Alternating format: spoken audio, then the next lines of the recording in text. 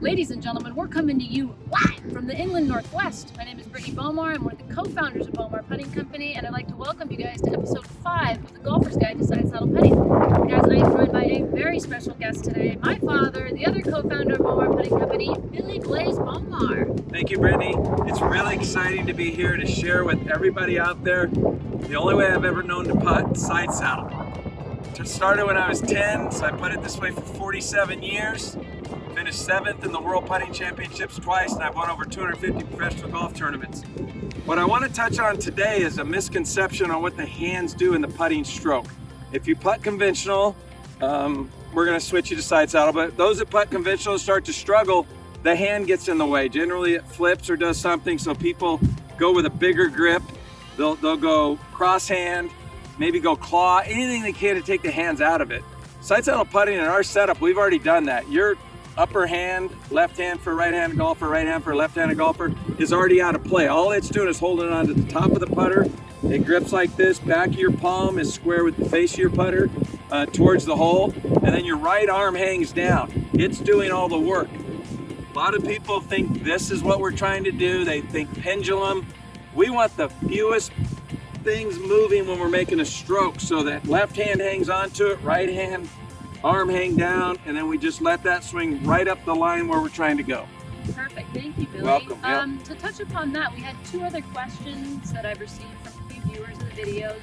First of which, people are kind of unsure of whether or not they can control distance with side saddle. How would you answer that for them? You know, when we were down at the PGA show in Orlando in January, we had 500 plus people trying side saddle every day. It was exciting to see people trying something new with success immediately.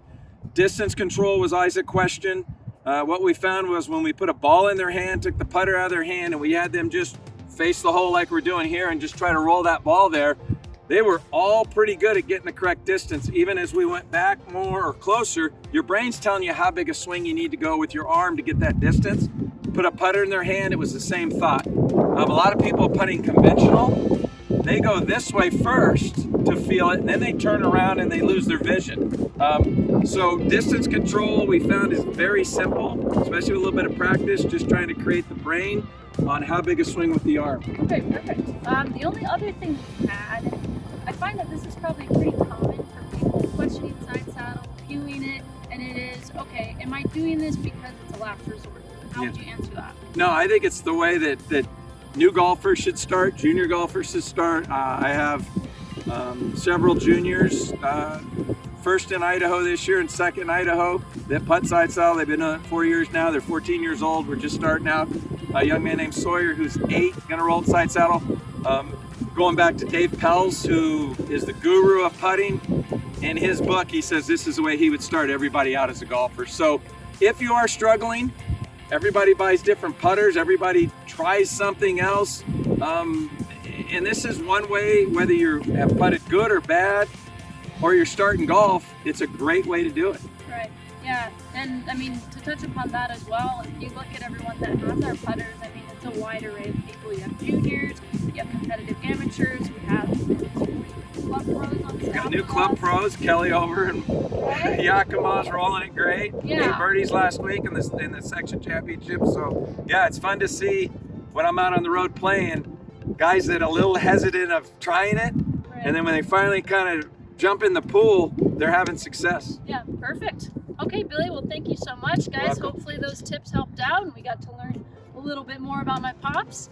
So we're gonna finish up the episode as we've done with the last few, the little putting hole. I love it. And today it is 45 degrees, we're both freezing, and we have a little 10-footer right to left slider, a little bit of wind helping it, and I think, you know, instead of playing for CEO, we both already own the company. How did you do last week? Well, okay, we both used to own it. Chase, my little brother, his son owns it now, so we're not gonna play for something that high stakes. I think just dinner. I like dinner. Dinner? Okay, perfect. So if I win, we go to Nobu. It'll be like 5 or 6 grand. Not If bad. you win, you get a $5 box of my phone. It's a good deal. It's just 5 with different zeros. All right, I like that. All right, let's go. Who's going first? I'll go first. I like it. Lead it. Put some pressure on me.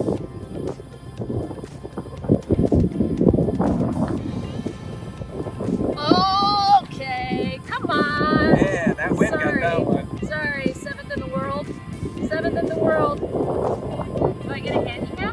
Yes. Did I two putts a tie? You played 5 tours around the world, so you know. That might be right. All right, this is what I got. Oh, it just snapped on you though. Taco Bell. Got it. Thank Thanks, you guys honey. for joining Yeah. us, and we'll catch you next week. Thank you guys.